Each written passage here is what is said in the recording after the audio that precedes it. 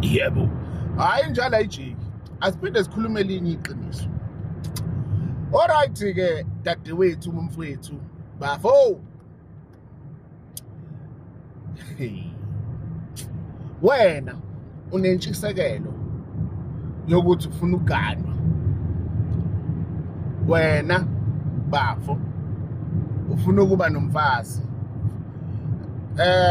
Asikhohlwe ama dynamics ukuthi umfazi unjani. Vele umuntu ofike nengane lana mfethu ayikho into ayikhuluma emsamo loyo. Khohla. Ufike nengane vele kunemgomo nemibandeka kunezinto eziningi ngaba ngiyazi akwazi ukuzenza la esigcawini. Ziningi.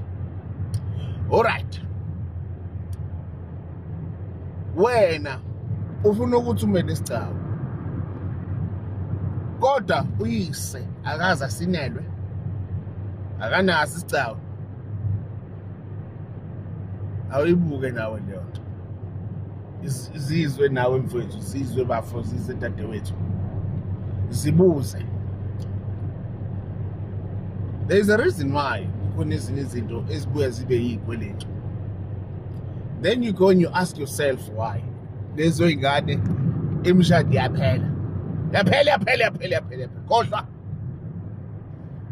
ask yourself why. Down go.